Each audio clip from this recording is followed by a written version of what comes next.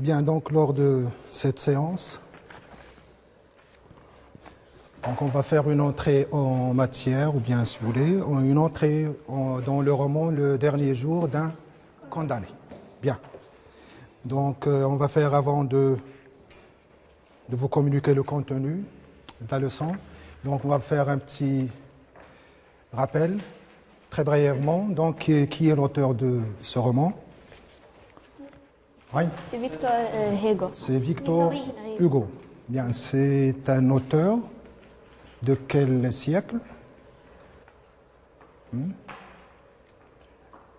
Le siècle.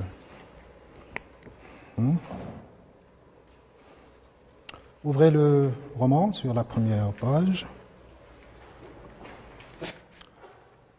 Donc c'est... Oui? Vous n'avez aucune indication. Oui? Donc c'est un auteur du 19e siècle. Bien, donc, quel est le titre donc de ce roman? Le dernier jour d'un condamné. Le dernier jour d'un condamné. Quelle interprétation faites-vous de ce titre? Autrement dit, comment comprenez-vous ce titre?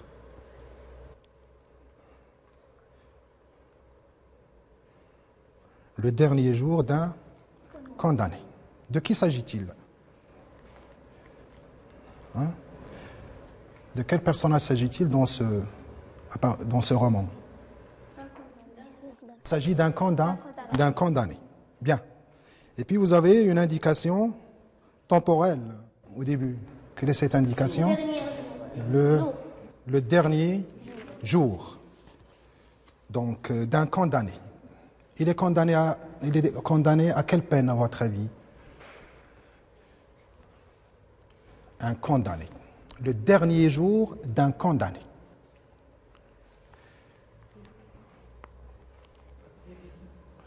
Oui? Donc, la condamnation. En quoi consiste la condamnation? Faire mourir à quelqu'un. Faire mourir. Comment appelle-t-on cette condamnation? Le fait d'exécuter, n'est-ce pas? Le fait d'exécuter. Oui? Comment appelle-t-on cette condamnation? C'est une condamnation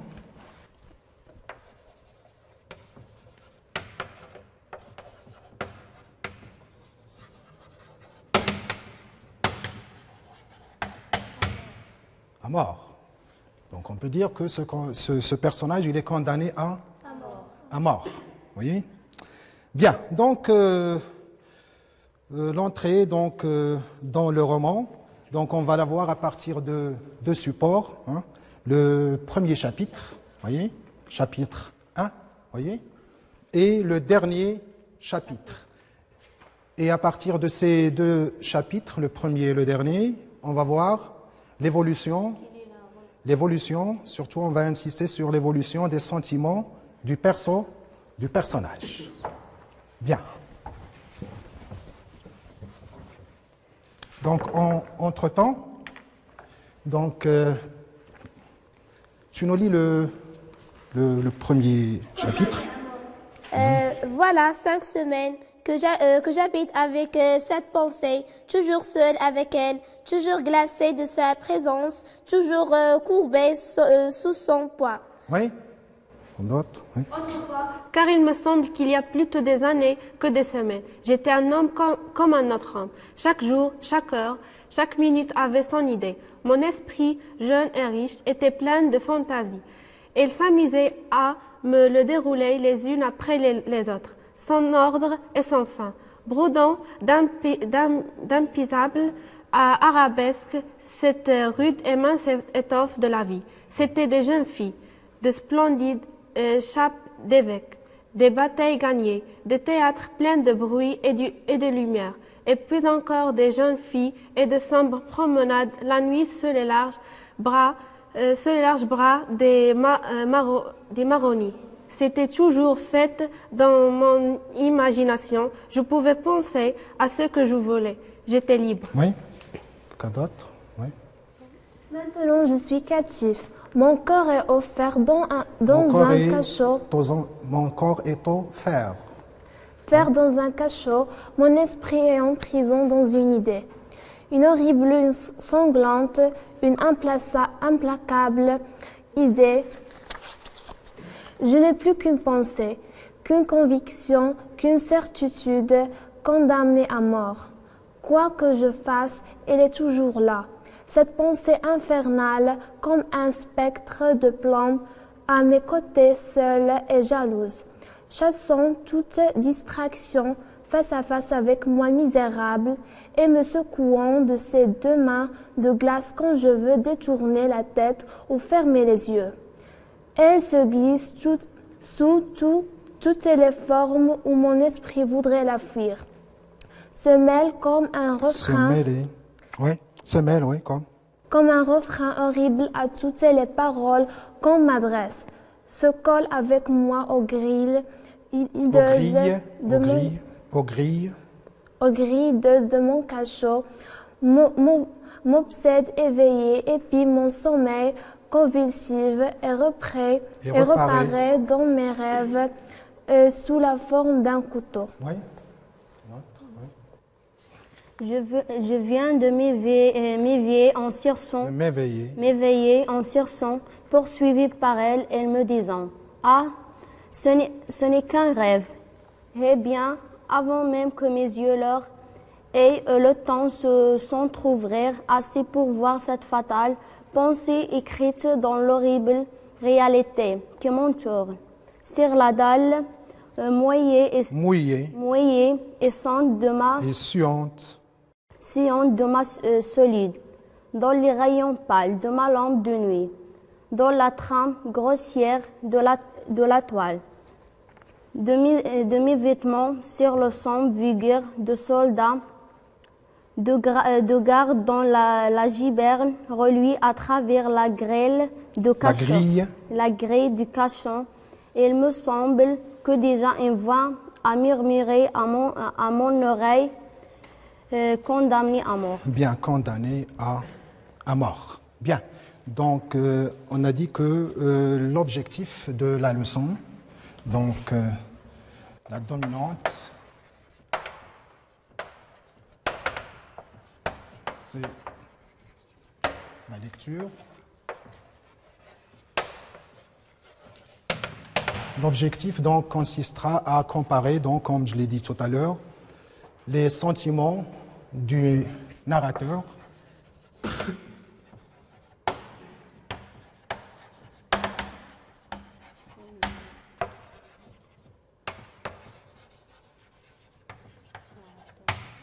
pour voir un petit peu dans quelle mesure ils ont évolué. Donc, du chapitre 1 au chapitre dernier. Bien. Donc, pour voir dans quelle mesure ils ont évolué.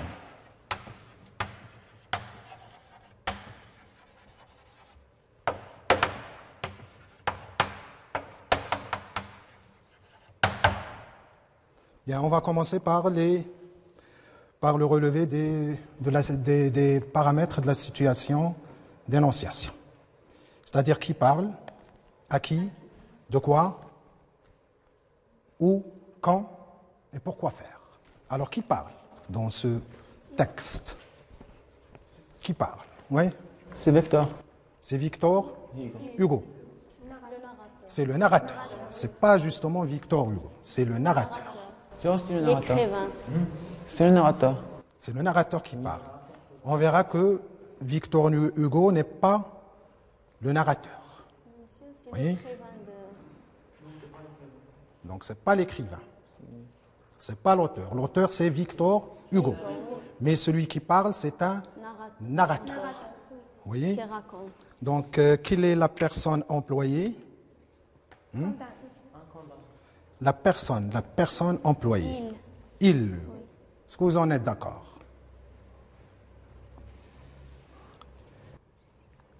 C'est le narrateur qui parle, qui prend en charge le récit. C'est le jeu. Donc la personne, c'est le jeu. Donc, à qui parle le narrateur? À qui s'adresse-t-il? Il s'adresse au lecteur. Bien. Qu'est-ce qu'on pourrait dire encore?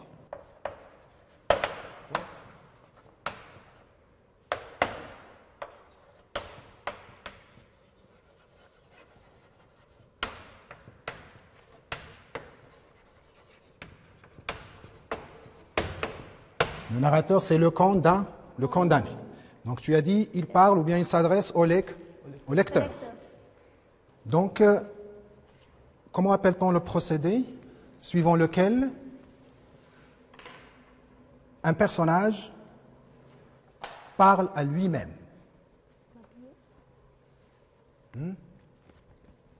Donc, on pourrait dire que le narrateur qui parle donc à qui? Tu as dit au lecteur, il peut s'adresser au lecteur. Donc on pourrait dire au lecteur, oui. On peut retenir cette réponse. Ou bien, il parle à lui-même. Donc le procédé qui consiste à parler à soi-même donc s'appelle un monologue. Bien, un monologue intérieur.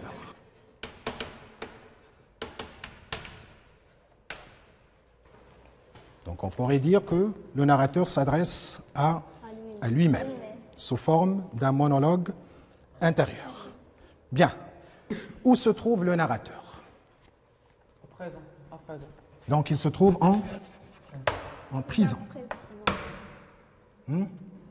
Donc c'est le lieu, donc la prison. Comment s'appelle cette prison? Par quoi commence le premier chapitre? Bicêtre. Donc le nom de la prison, c'est Bicêtre.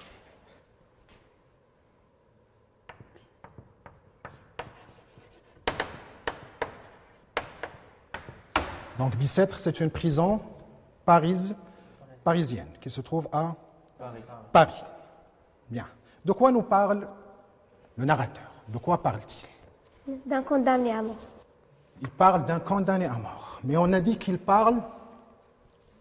À sa vie quotidienne dans la prison. C'est lui qui parle. C'est le narrateur qui est condamné. Oui? Il parle à sa vie quotidienne dans la prison. De sa vie quotidienne. Il parle de sa vie quotidienne. À sa prison. En prison. Oui. Bien. Donc, on pourrait dire que le narrateur, il nous fait part de quoi? De ses sentiments, donc une fois en prison. Bien. Pour ce qui est maintenant de la structure du texte, de combien de parties se compose ce texte? Oui. La première partie, condamné à mort jusqu'à jeter libre. Condamné à mort jusqu'à jeter libre. Ah, j'étais libre. On peut diviser à 5 parties. 5. 5, c'est trop, je crois. Donc, le texte, la structure de texte peut être articulée autour de 3 parties. Quelles sont ces 3 parties maintenant? Essayez de les délimiter. Pour ce qui est de la première partie.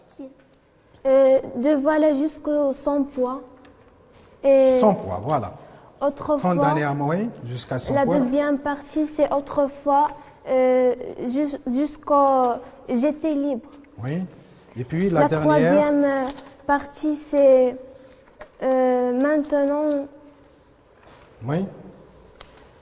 jusqu'à la dernière condamnée à mort. Bien. Donc jusqu'à la fin du jusqu'à la fin du chapitre. Bien. Donc on a dit qu'il s'agit d'un narrateur qui nous fait part de ses sentiments en prison. Est-ce qu'il y a des renseignements sur ce personnage, sur ce narrateur? Des renseignements concernant son nom, par exemple? Non, il n'y a pas. Voyez? Des renseignements sur la raison pour laquelle, est-ce qu'on sait pour quelle raison il a été condamné? Donc il n'y a pas de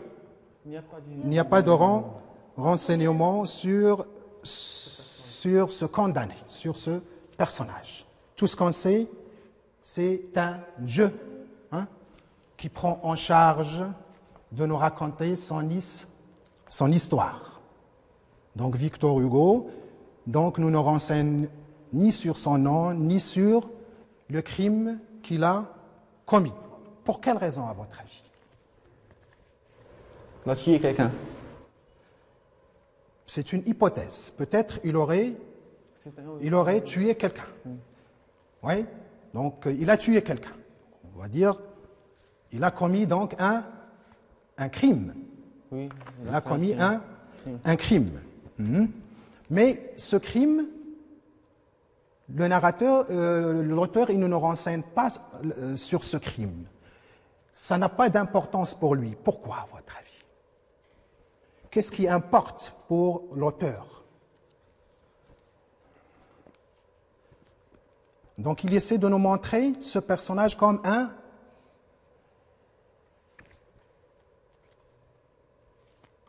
un exemple. Comme un exemple. Le jeu, le narrateur, il peut être n'importe quel personnage, n'importe quel condamné. Vous voyez? Bien.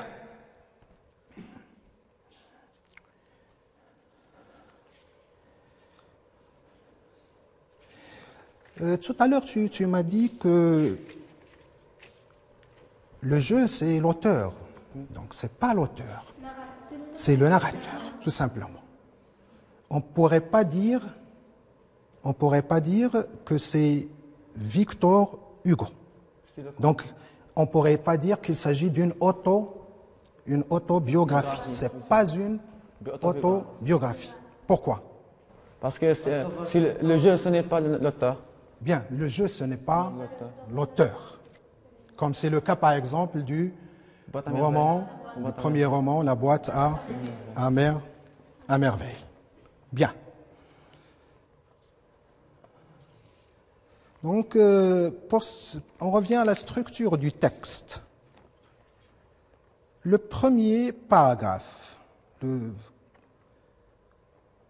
condamné à mort jusqu'à sous son poids. Donc, que représente ce premier paragraphe dans le chapitre? Comment appelle-t-on le début d'un texte? La situation initiale. L'exprimation des sentiments. Il exprime des sentiments. C'est le début, donc on peut considérer ce début du texte, cette première partie, comme une sorte d'introduction. Que fait le narrateur dans cette introduction? De quoi parle-t-il?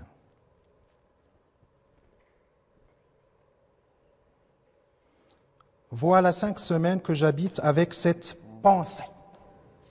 De quelle pensée il s'agit?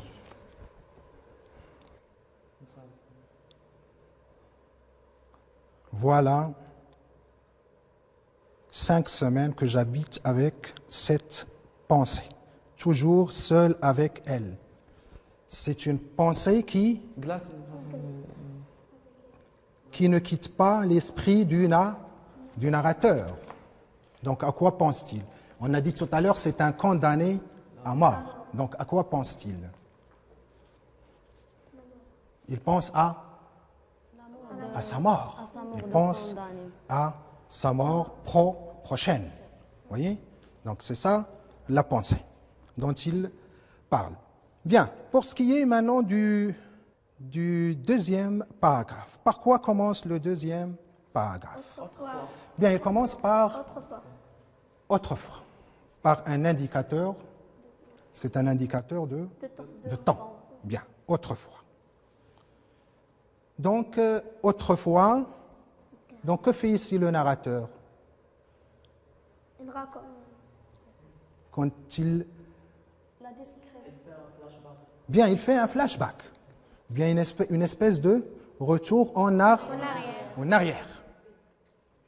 Donc, et qu'est-ce qu'il cherche? Qu'est-ce qu'il cherche à évoquer? Autrefois. De quoi nous parle-t-il?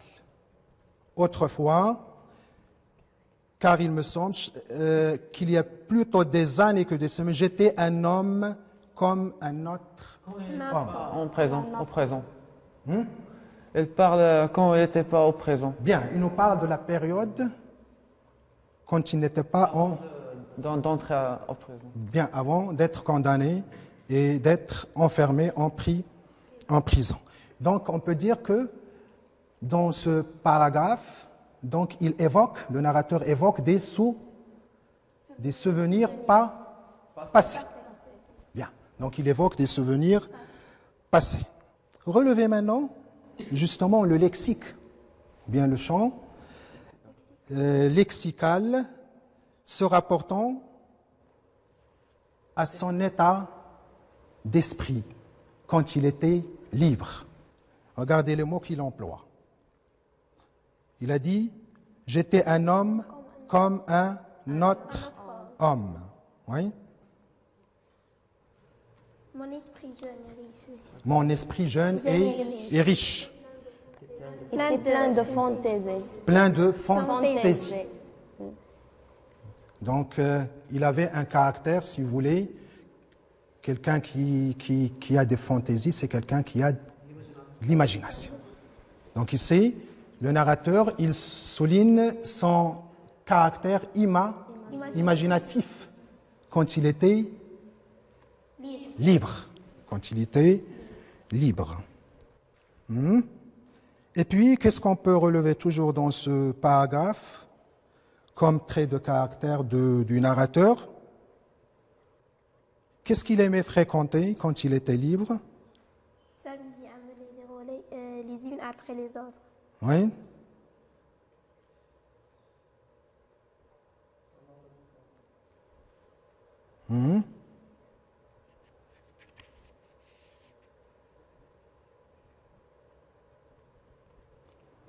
Donc il aimait les promenades, donc il évoque les promenades, il aimait se promener.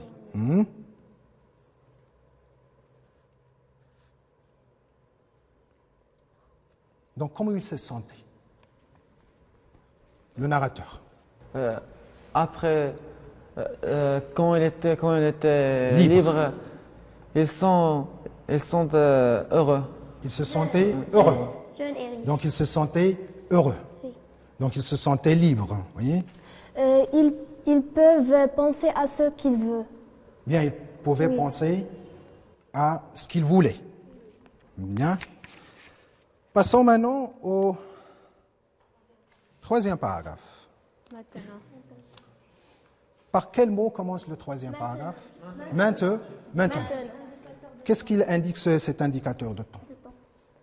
Il indique quel moment? Présent. Il indique le moment présent. Où se trouve donc au moment présent le narrateur? Il se trouve en prison. Bien, relevez maintenant le champ lexical. La tristesse. Se rapportant à son état d'esprit après avoir été emprisonné. Les mots. Ouais. Il est captif. Il est captif, c'est-à-dire il est emprisonné.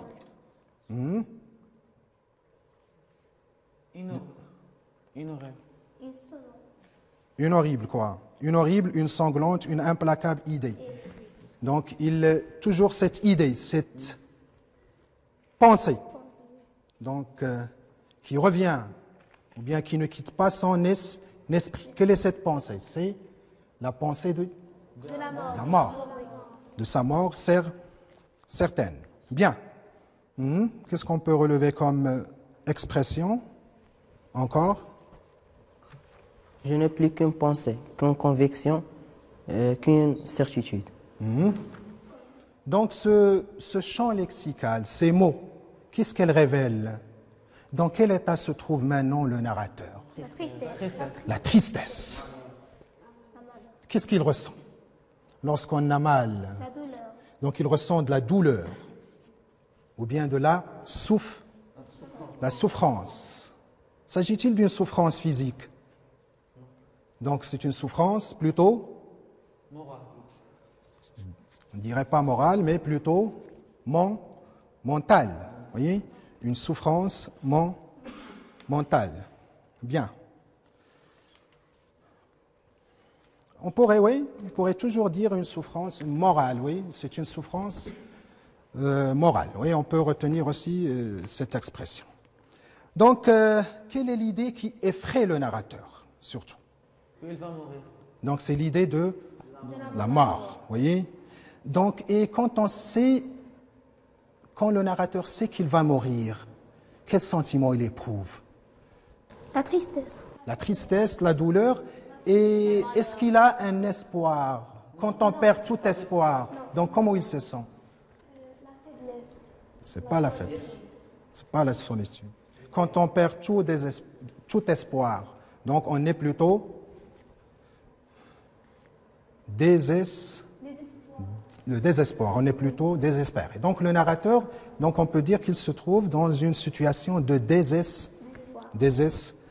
désespoir. Bien.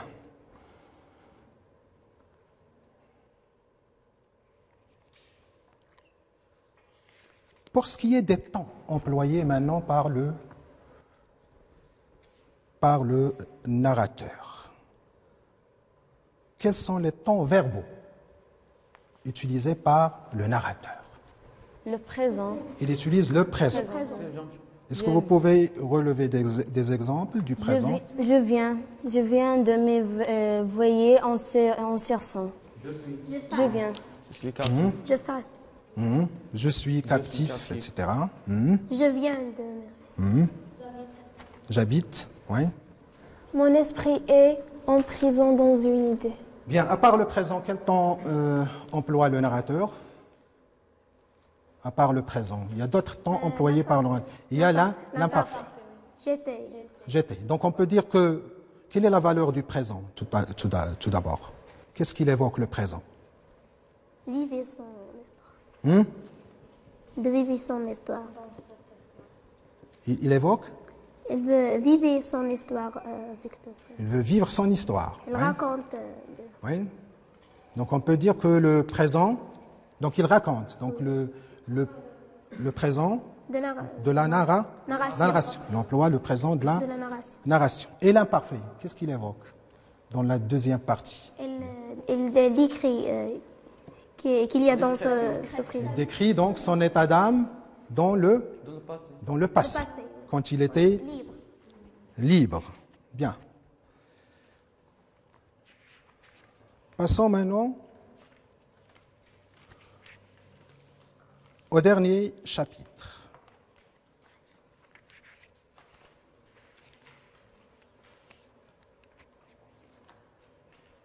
C'est le chapitre. Quel est le numéro du chapitre? Dernier chapitre, c'est le chapitre numéro 2. 2, le dernier chapitre. 23. Vous n'avez pas d'indication sur le... Oui? Voilà, c'est des chiffres. Romains. Oui? Donc c'est quel chapitre?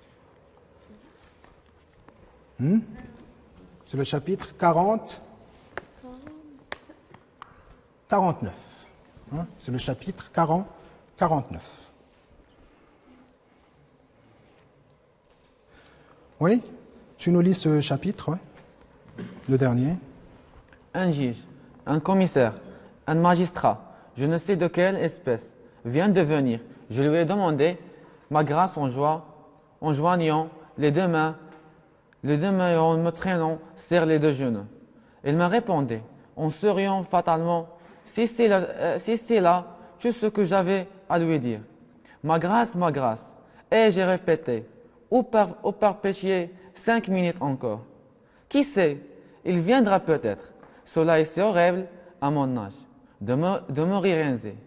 Des grâces qui arrivaient au dernier moment. On l'a vu souvent. Et à qui fera on l'a vu souvent. On l'a vu souvent. Et à qui fera ton grâce? Monsieur, ce n'était à moi? Si ce n'est à moi? Oui, un autre, oui. Oui, vas-y. Cet exécrable bourreau, et s'est approché du juge pour lui. Il s'est approché pour lui, dire que l'exécution devait être faite à une certaine heure, que cette heure approchait, qu'il était responsable, que d'ailleurs il peut et que cela risque de se rouiller. Eh, par pitié, une minute par attendre ma grâce. Quand je me défends, je mords. Le juge et le bourreau sont sortis. Je suis seul avec 2 gendarmes. Oh, l'horrible peuple avec ses cris d'haine. Qui sait si je ne lui échapperai pas, si je ne serai pas sauvé. C'est ma grâce. Il est impossible qu'on ne me fasse pas grâce. Ah, les misérables, ils me sauvent qu'on monte l'escalier. Bien, qui parle dans ce chapitre encore? C'est toujours le même personnage, c'est le narrateur, le condamné. Bien. Quel sentiment éprouve-t-il dans ce... Le désespoir. On peut dire que le désespoir du narrateur, donc il s'est accentué. Il a évolué. Donc on peut dire qu'il y a une gradation dans le désespoir du narrateur. Bien. Alors, relevez justement les termes qui évoquent cette progression du désespoir du narrateur. Bien, cette gradation dans le désespoir du narrateur. Les termes. Donc les termes qui évoquent la dégradation dans le désespoir du narrateur.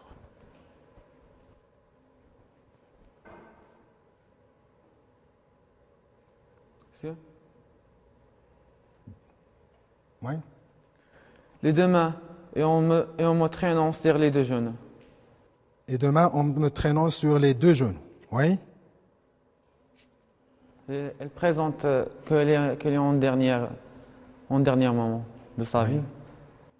Qu'est-ce qu'il évoque ce geste quand il traîne sur ses genoux? Qu'il va condamner. Donc c'est un terme qui évoque ça, son désespoir et aussi sa résignation. Oui. Les autres termes que l'on peut relever, qui marquent le désespoir accentué du narrateur, oui. Cela est si horrible à mon âge de mourir ainsi. Voilà, cela est si horrible de mourir. Donc, voilà. Les types de phrases maintenant employées par le narrateur dans ce chapitre. Quels types de phrases sont employés?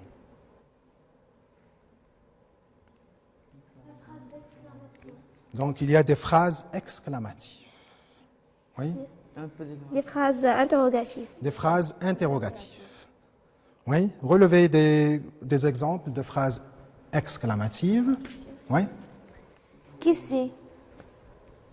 Interrogative. Non. Relevez maintenant je vous ai demandé de relever des exemples de phrases exclamatives.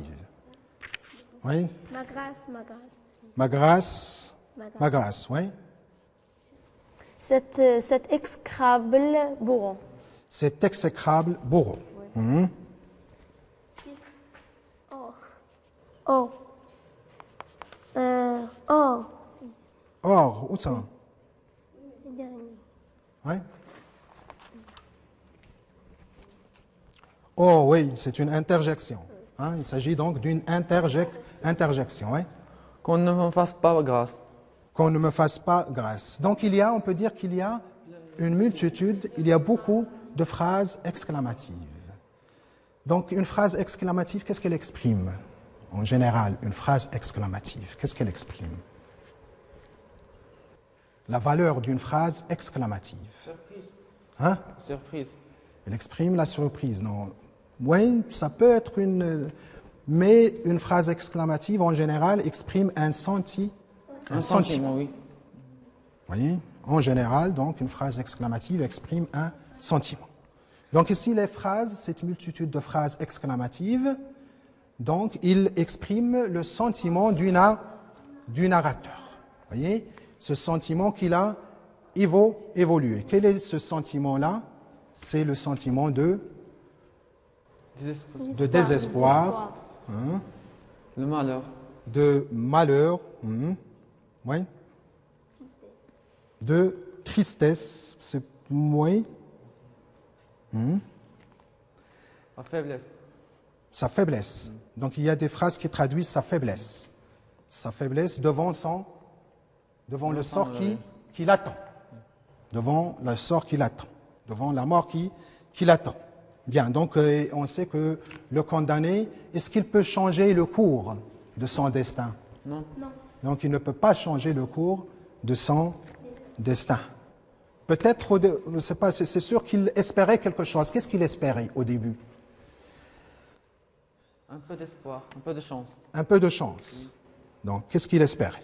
Une chance d'échapper à la mort. Oui. Vous voyez? Donc, il avait peut-être cette chance. Mais à la fin, il ne l'a plus, cette chance. Bien. Vous avez dit qu'il y a un autre type de phrase tout à l'heure, c'est des phrases interrogatives. Comment appelle-t-on ces phrases? Est-ce que le narrateur attend une réponse? Non. Donc. Et questionnez lui-même. Oui? Questionnez lui-même. Donc il se pose ces questions sans attendre une réponse. Ce qu'on appelle de fausses questions, ou bien des questions oratoires. Hein? Donc ce sont des fausses questions ou bien des questions oratoires. Ce sont des questions auxquelles on n'attend pas de réponse. Hein? Bien. Et puis il y a le narrateur, il cherche à travers le temps du texte, sinon des deux textes, il cherche à ce que le lecteur partage avec lui ce qu'il ressent. Le lecteur, quand il lit ce texte, quel sentiment il éprouve vis-à-vis du narrateur? Quel sentiment il peut éprouver? Le malheur. La tristesse, oui. Le lecteur. Oui, donc on se situe au niveau du lecteur. Le lecteur, en lisant le texte, que ce soit le premier ou le dernier, quel sentiment il peut éprouver vis-à-vis du condamné, vis-à-vis du narrateur?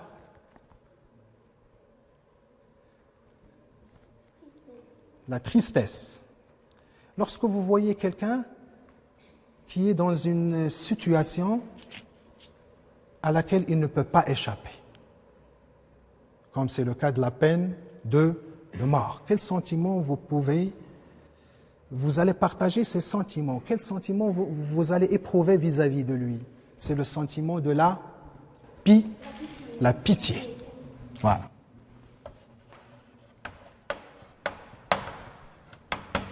La pitié ou bien l'attendrissement. Bien la sympathie.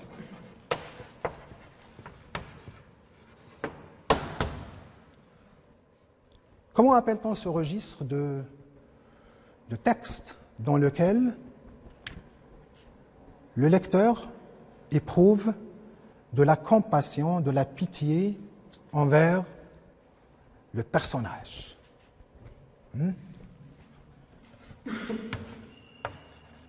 C'est le registre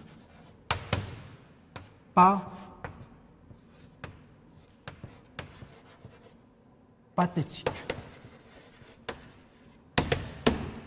Bien, donc, comme on l'a souligné tout à l'heure, donc le registre pathétique, donc il suscite, voyez, qu'est-ce qu'il suscite?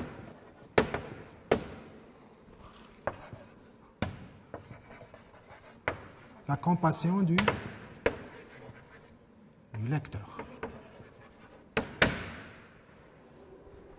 Autrement dit, le lecteur, il éprouve de la pitié, de la sympathie, donc vis-à-vis donc du personnage. Donc on peut relever un autre registre dans ce chapitre, c'est le registre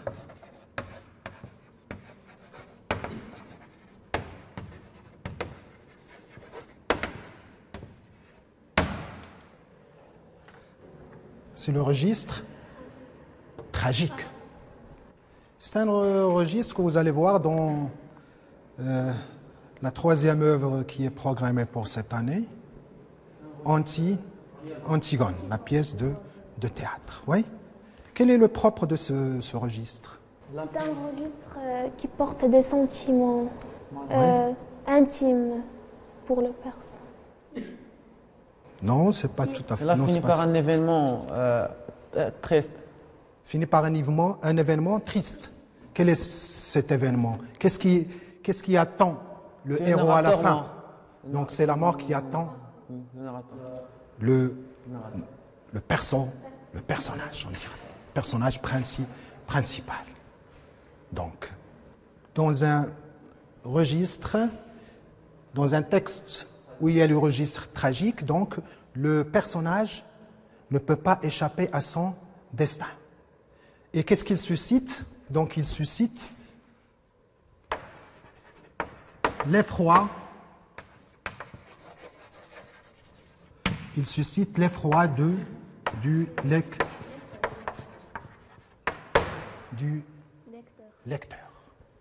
Voyez? Donc on peut dire que les éléments,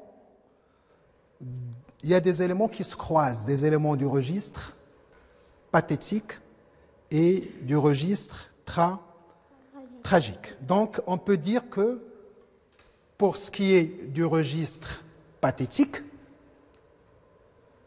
il suscite la pitié du lecteur et souvent le personnage il est confronté, si vous voulez, à des situations humaines. Le condamné, par qui il a été condamné? Les gendarmes. Non, ce n'est pas les gendarmes qui condamnent. La condamnation, il se fait dans un tribunal, n'est-ce pas? Et qui se charge de prononcer la condamnation ou bien le jugement? C'est un juge. C'est le juge. C'est le juge qui... Oui? Le juge. Et le commissaire qui a fait le... Non, celui qui prend la décision.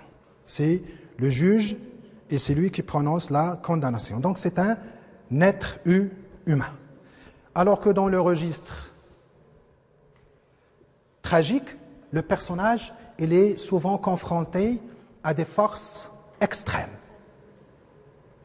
à des forces parfois à la fatalité, à des forces surnaturelles.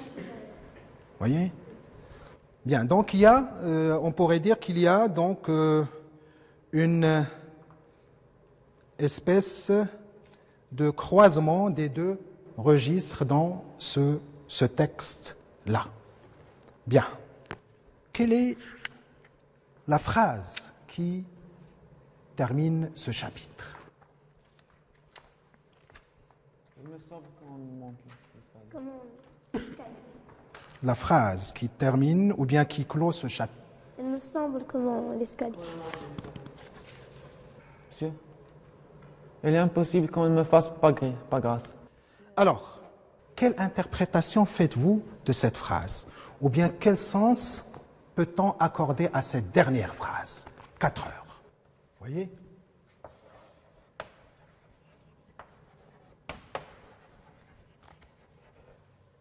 Moi, je l'ai écrit en minuscule, mais elle est écrite en majuscule dans l'œuvre. 4 heures. À quoi correspond cette heure, à votre avis? Que 4 Quoi heures, elle renvoie? que 4 heures, c'est la dernière heure à l'âge de narrateur. Bien, c'est le dernier moment avant de mourir. Bien. Donc, on pourrait dire qu'il s'agit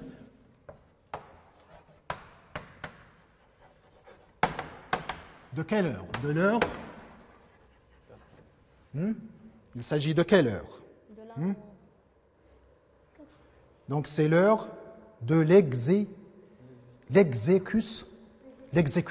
Ou bien il s'agit de l'heure prévue pour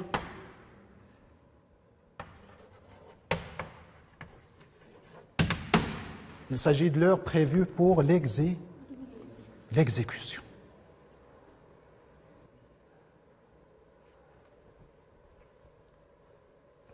Oui?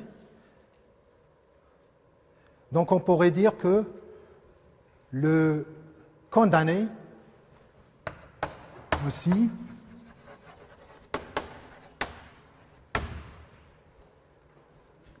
on pourrait dire que le condamné n'a pas obtenu sa grâce.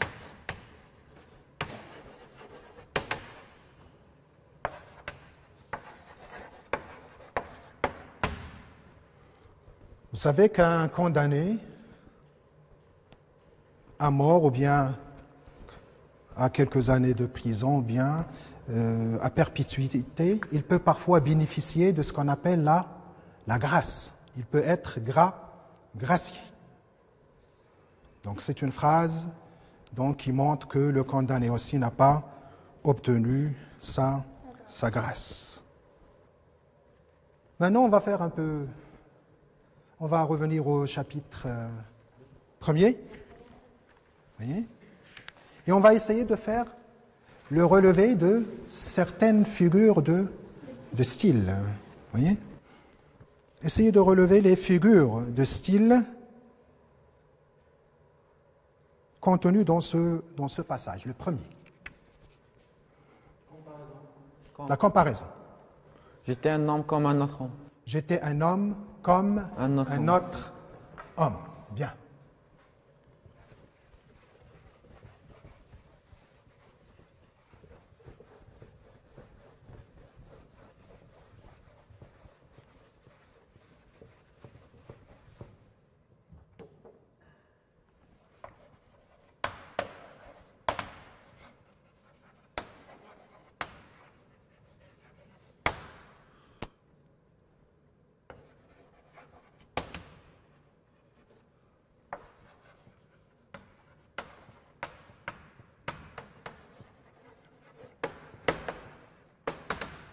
Oui.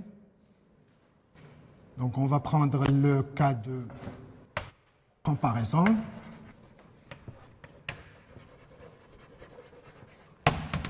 Exemple, j'étais comme un autre homme.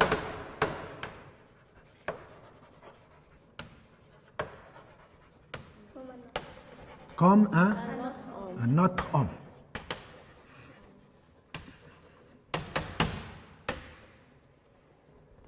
En quoi consiste une comparaison? Quels sont les éléments qui sont comparés ici? C'est un homme par un homme. Oui? Un homme? Par un homme. Puis, vous avez? Un autre. Un autre. Oh. Comment appelle-t-on le premier terme d'une comparaison? Le comparer. Bien.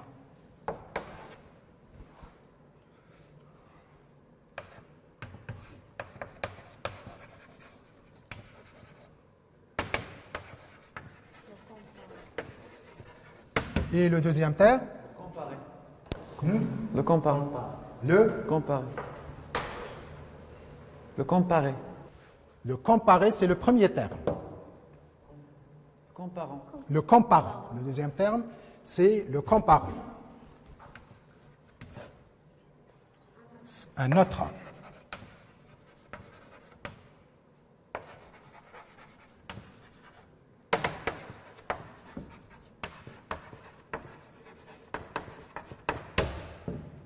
Et puis, nous avons L'expression de comparaison. comme. L'outil de comparaison. C'est l'outil de comparaison. On a l'outil de comparaison.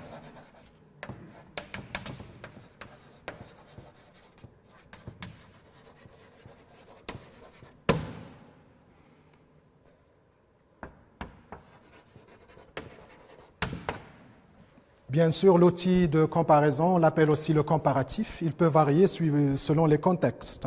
Quels sont les autres outils de comparaison que vous connaissez? À part comme? Pareil à? Bien, oui. Donc ça peut être pareil à.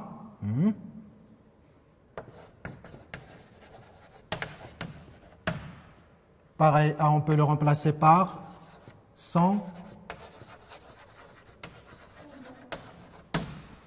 semblable à, oui. Les autres outils que vous connaissez, qui expriment la comparaison, que l'on peut citer. Donc vous avez tel, par exemple. Hein? Exemple, vous dites tel père, tel fils. Hein? En parlant de la conduite de quelqu'un, vous pouvez dire, par exemple, tel il était, tel il était, tel il est, tel il restera jusqu'à la fin de ses jours. Donc, qu'est-ce que ça montre, par exemple, qu'est-ce qu'on essaie de montrer? On compare le moment passé, le moment présent et le futur. Donc, tel, par exemple, il est, tel il était, tel il est, tel il sera jusqu'à la fin de ses jours. Donc, ici, donc ça montre, on compare le comportement d'une personne dans le passé, dans le présent et dans le futur. Voilà. Donc, on va donc retenir ça, tel père, tel fils. Hein? C'est pas toujours évident, hein, cette comparaison. Telle mère, telle fille, hein, c'est pas toujours évident. Bien. Bien sûr, il y a d'autres comparatifs, d'autres outils de comparaison. Par exemple, pour exprimer un degré d'égalité dans un comparatif relatif. Tu dis aussi que. Hein? Donc, exemple, il est aussi gentil que son frère ou bien son frangin. Voyez? Pour exprimer un degré de supériorité, donc voilà, donc degré d'égalité, on peut utiliser aussi que, bien sûr aussi plus adjectif plus que. Hein? Pour exprimer un degré de supériorité, on utilise plus que. On dit par exemple, cet arbre est plus beau que les autres. Vous voyez, cet arbre est plus beau que les autres. Pour exprimer un degré d'infériorité, moins que. Hein, donc tu dis de quelqu'un, par exemple, il est moins intelligent que son copain, vous voyez, bien que son frangin. Bien, voilà donc quelques outils qui peuvent exprimer donc l'idée de comparaison. Relevez maintenant d'autres figures de style dans le texte. C'est un texte qui est très riche en figures de style. Oui? On a chaque jour, chaque heure, chaque minute, la répétition qui s'appelle la gradation. La répétition, c'est pas tout à fait une répétition. La phrase, oui. Donc, la comparaison. Donc, c'est la gradation comme figure de style. Bien. La phrase, oui. Chaque jour. Chaque jour. Ah. Chaque heure.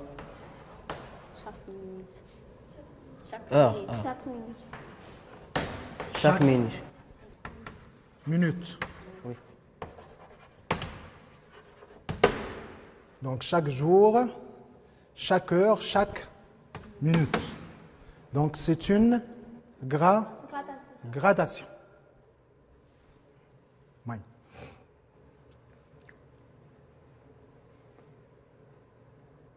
Ce n'est pas une répétition.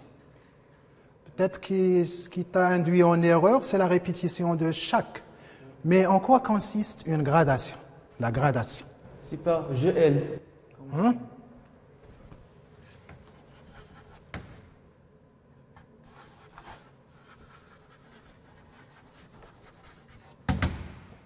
Oui?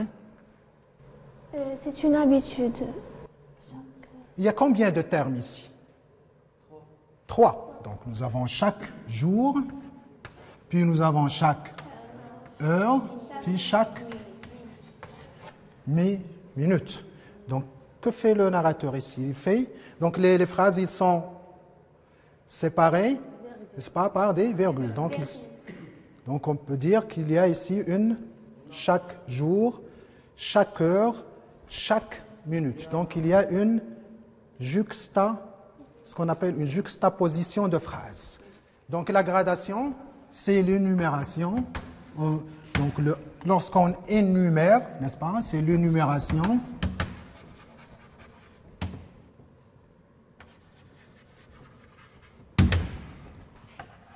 de termes ou bien de mots.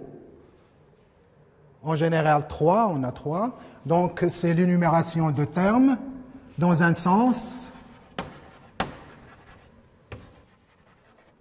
croissant ou bien décroissant.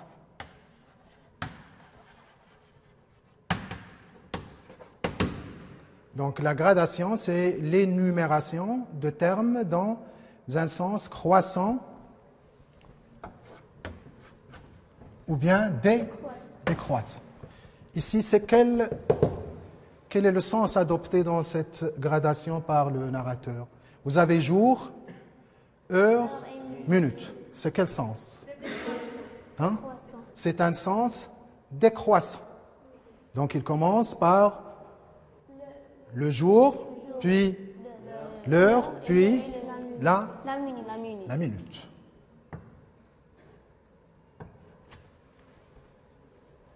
Le narrateur, il emploie aussi une gradation, mais cette fois-ci, il emploie un autre sens.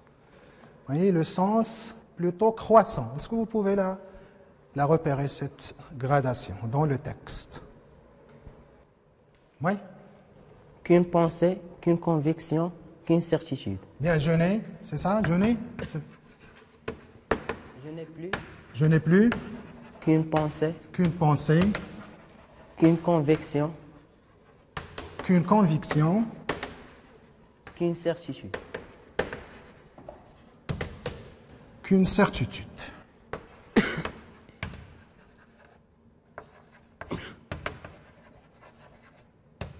Donc on pourrait dire que la pensée, c'est moins fort qu'une conviction, et une conviction, c'est moins fort qu'une certitude. Donc c'est un ordre plutôt croissant. Bien. Est-ce qu'il y a d'autres figures de style que vous pouvez relever? La personnification. Ouais. Maintenant, je suis captif. Mon cœur est offert dans un cachot. Mon cœur est offert dans un cachot. Donc, je suis captif, mon corps est offert dans un cachot. Qu'est-ce qui est personnifié?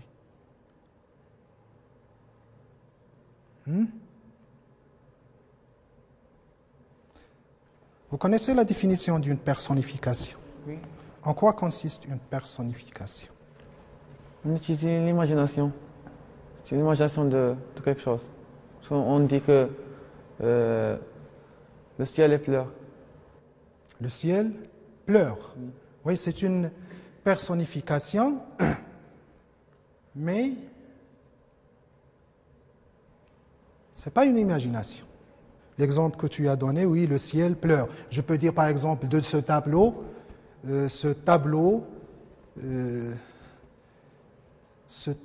m'agace. Il ne cesse de me percer de ses yeux. Vous voyez? Est-ce que le tableau a des yeux? Non. Donc le tableau, c'est un objet. Donc qu'est-ce que je donne au tableau? Je lui donne un caractère d'une personne, d'un être humain. Voilà en quoi consiste la personnification. Donc la personnification consiste, donc il y a l'emploi de personnification dans ce texte.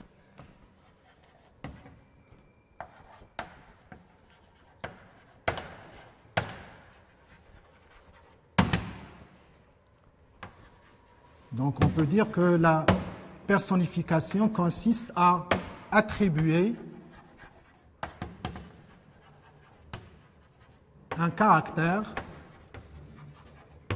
Il consiste à attribuer un caractère ou un comportement humain ou un comportement humain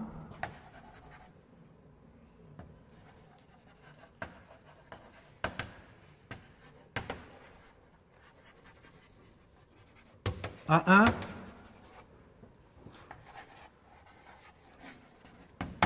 un objet ou à un animal aussi. Un objet ou à un animal. Voilà en quoi consiste une personnification. Je peux dire par exemple, lors d'un voyage, en sortant de la maison, je pourrais dire par exemple, je m'apprêtais à partir quand et je voyais mon petit chien me sourire tout en me saluant. Donc qu'est-ce que je fais ici? J'attribue un caractère humain à un animal. Donc voilà en quoi consiste la personnification. Donc il consiste à attribuer un caractère ou un comportement, tout dépend du contexte, humain à un objet ou à un animal. Oui? On peut dire que cette phrase est dans le carré de personnification. Elle est toujours là. Il est toujours là. La mort est toujours là.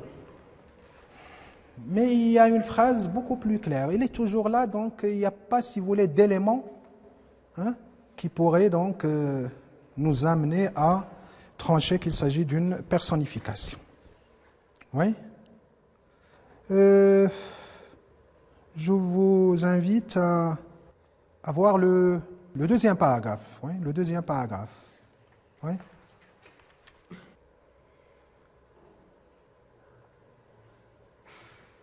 Oui. Chaque minute avait son idée. Chaque minute Avait son idée. avait son Idée. idée. Oui. Ce n'est pas le minute qui a une idée, c'est le narrateur. Oui, c'est dans quelle partie, oui? Au début. Oui. C'est le deuxième paragraphe. Deuxième paragraphe. Troisième. Oui. Chaque minute. Chaque jour, chaque heure, chaque minute avait son idée. Chaque jour, chaque heure, chaque minute avait son idée.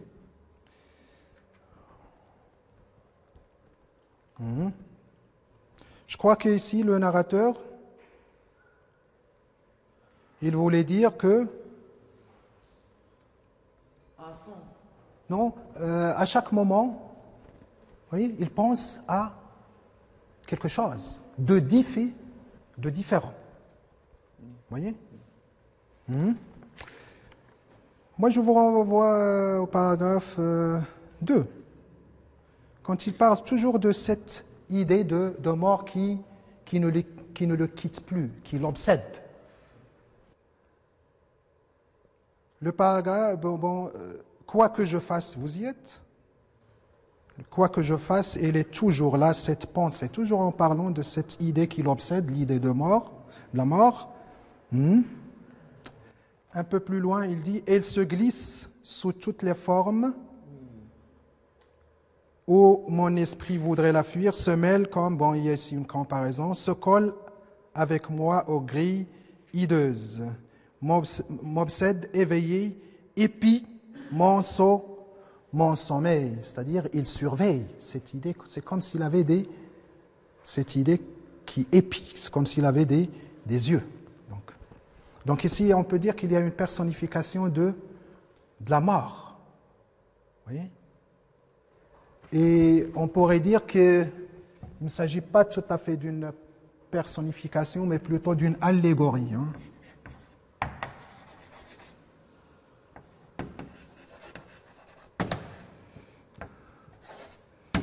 L'allégorie, c'est le fait de personnifier une idée abstraite. Une idée, présenter, ça consiste, on pourrait dire, de présenter une idée abstraite d'une manière concrète. Vous voyez? Bien. Est-ce que vous pouvez maintenant relever l'expression qui est récurrente, qui se répète dans ce premier chapitre? Il y a une expression qui se répète dans ce premier chapitre. Quelle est cette expression? Par quelle phrase commence le texte? Le texte commence par une phrase exclamative. Quelle est cette phrase?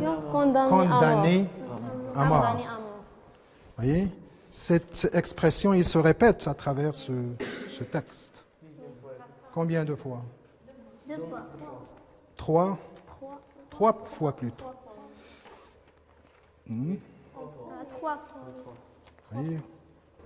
Comment expliquer cette répétition, à votre avis? Quelle est la valeur de cette récurrence ou bien de cette répétition? C'est très... Qu'est-ce qu'elle montre? Il montre que... Hein? Il veut nous rappeler qu'il est toujours va mourir. Bien, il nous rappelle qu'il va mourir. Donc, c'est une répétition donc, qui montre que le narrateur est obsédé. Il est obsédé par une idée, c'est celle de la mort, l'idée de la mort. Donc, il est obsédé par cette idée de la mort. Bien, donc maintenant que nous avons vu, donc on a dit ici la gradation, puis la personnification.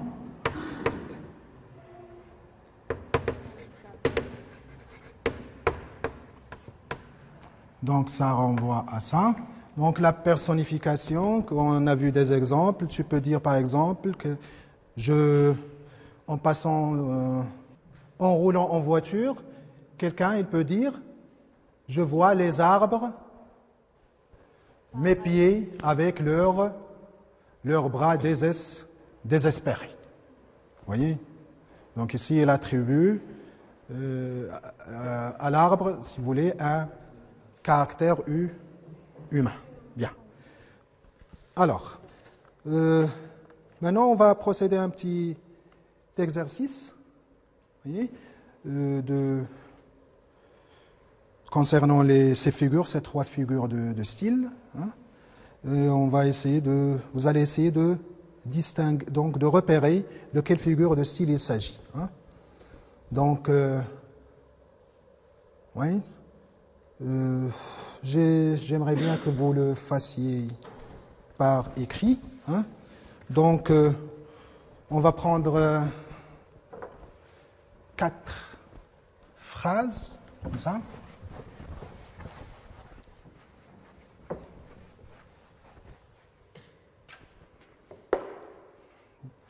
Exercice écrit.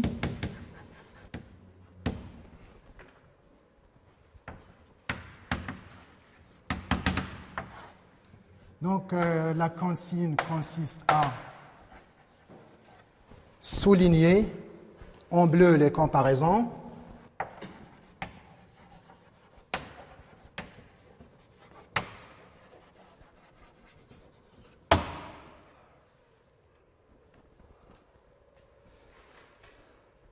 En noir, les métaphores. Vous prenez cet exercice au fur et à mesure. Hein, vraiment. Donc, en noir, les métaphores.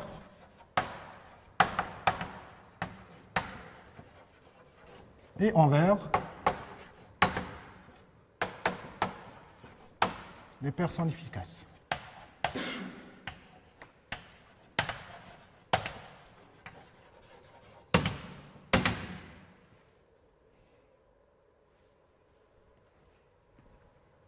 Donc, première phrase, les gouttes de pluie sautillent.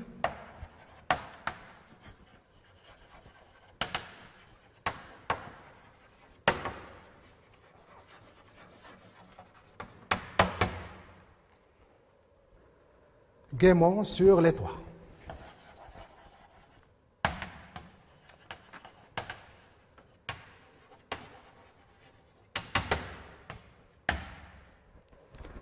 Deuxième énoncé.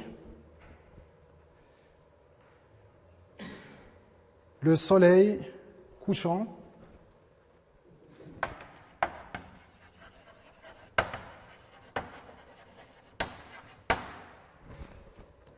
semblait un incendie sur la mer.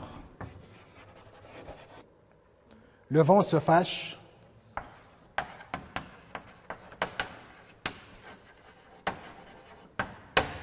Il hurle et frappe au volet.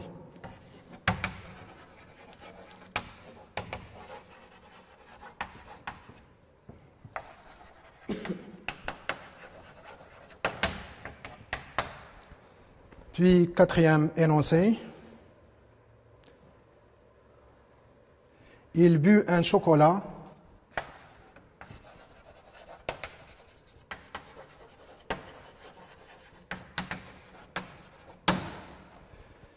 qui laissa sur sa lèvre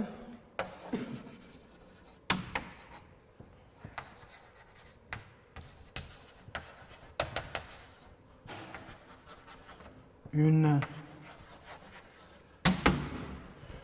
jolie moustache brune.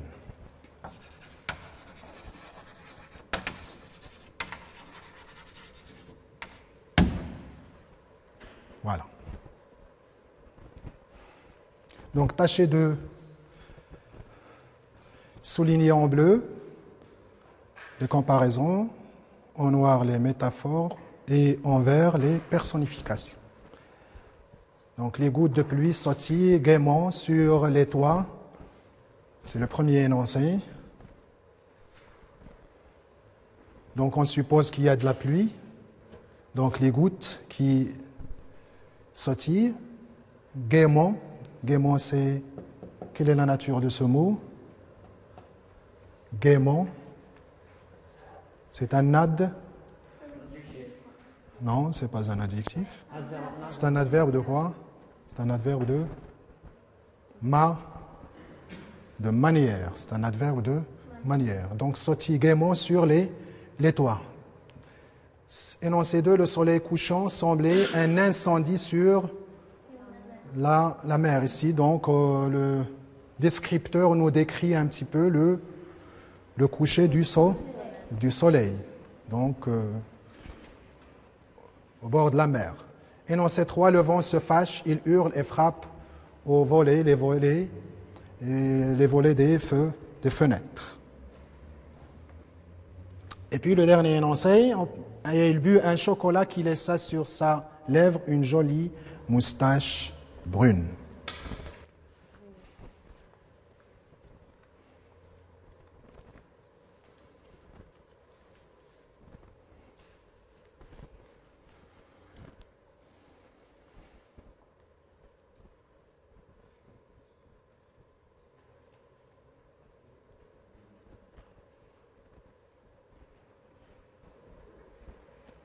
Pour toi, c'est quelle figure de style, par exemple? Oui. Oui. Donc, quel est le segment qu'il faut souligner? Oui. Pour la première, c'est quelle figure de style? Ici. La personnification. Qu'est-ce qui marque la personnification? Bon, pour ce qui est de la première phrase, de quelle figure il s'agit dans la première phrase? C'est une métaphore. Les gouttes de pluie sautillent gaiement sur les toits. Est-ce que vous êtes d'accord, vous autres? Personnification. Bien, c'est une personnification. Qu'est-ce qui vous fait dire que c'est une personnification? De pluie sautille quoi? De pluie sautille. Sautille. Oui. Sautiller. Oui. Puis il y a un autre mot qui traduit gaiement. C'est cet adverbe de manière. Donc, sautille gaiement. C'est-à-dire avec gaieté. Avec gaieté, avec joie. Bien. Il y a ici l'expression d'un sentiment. Donc ici, le narrateur, ou bien l'auteur de cette phrase, il attribue aux gouttes de pluie un caractère humain. Vous voyez? Deuxième phrase. Oui? Tu nous lis la deuxième phrase, oui? Le soleil couchant semblait un incendie sur la mer. Oui. De quelle figure de style s'agit-il ici? Personnification. La comparaison. Très bien.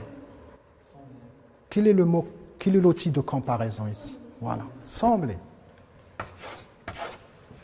Le verbe sembler, il exprime la comparaison. Donc, le premier terme. Donc, quels sont les deux termes ou bien les deux éléments qui sont comparés dans cet énoncé? Donc, nous avons le soleil couchant. Et puis, le deuxième terme, c'est un incendie, n'est-ce pas? C'est le deuxième. Donc, ici, c'est le comparé, ici, le comparant. Quel est le lien de comparaison ou bien la relation de comparaison à votre avis? Le soleil couchant semblait un incendie. Qu'est-ce qu'il veut dire ici, l'auteur? Qu'est-ce qu'il veut montrer par cette association? C'est quelle couleur qui se dégage? Quelle est la couleur qui se dégage lors d'un incendie? C'est quelle couleur? Les flammes, quelle couleur dégagent-elles? L'orange, oui. Et au moment du coucher du soleil, qu'est-ce que vous voyez sur la mer, cette couleur? Rouge. Un peu rouge. Orange. Voyez? Donc ici, le lien, ou bien le point commun entre le soleil couchant et l'incendie, c'est la couleur qui se dégage. Troisième phrase, tu nous lis la troisième phrase, ouais? Le vent se fâche, il hurle et frappe au volant. Voler. De quelle figure de style il s'agit ici? Il s'agit d'une personnification. Qu'est-ce qui vous fait dire qu'il s'agit d'une personnification?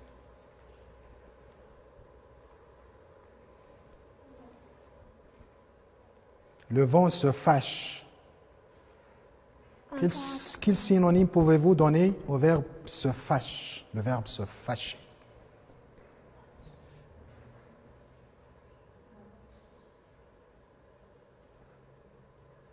Votre camarade, par exemple, de classe, vous voyez, il commence à un certain moment à vous taquiner.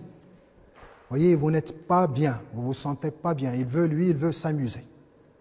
Alors, qu'est-ce qui t'arrive? Tu te fâches. Et tu peux lui crier, laisse-moi tranquille. Donc, tu te fâches. Donc, se fâcher, c'est un comportement humain. Donc, c'est se mettre en colère, se fâcher. Vous voyez? C'est un comportement humain. Bien. Donc, le vent se fâche, hein, comme si c'était une personne. Donc, il hurle. Donc, et frappe au volet. Bien. Donc, il hurle. Hurler, c'est crier très, très fort. Oui, la dernière phrase. Oui, tu nous lis la dernière phrase. Il a bu un chocolat qui laissa sur sa lèvre une jolie moustache brune. Oui, c'est quelle figure de style? Je l'ai laissé. C'est une métaphore. Bien, c'est une métaphore. Quel est donc le segment qu'on va souligner? Il but un chocolat qui laissa sur sa lèvre une jolie moustache brune. Donc, une jolie moustache brune. Donc, une métaphore, je suppose que vous avez déjà vu la métaphore. Quelle est la définition d'une métaphore? Comme la comparaison, mais elles sont utiles. Sans outil de comparaison. Donc la métaphore, donc on peut dire qu'il associe deux éléments, hein, deux réalités, n'est-ce pas? Mais sans outil de comparaison. Mais parfois, donc, quand la métaphore, on peut utiliser seulement un seul terme. Donc, un terme, le comparé disparaît et on ne garde que le comparant. Donc, pour créer une image. Donc, on peut dire que la métaphore, c'est une expression imagée. Voilà. Donc, il but un chocolat qui laissa sur sa lèvre une jolie moustache brune. Qu'est-ce que l'auteur veut dire par cette jolie moustache brune? Qu'est-ce qu'il entend par cette image? Qu'est-ce qu'il veut insinuer? Normalement, est-ce qu'il s'agit d'une moustache? Non. Oui. Le chocolat. Oui. Donc, les traces. Donc, l'image qu'il veut nous montrer, c'est les traces du chocolat qui reste, voilà, qui reste, n'est-ce pas, collé sur, hein, donc, la lèvre du personnage. Bien. Voilà donc, pour un peu plus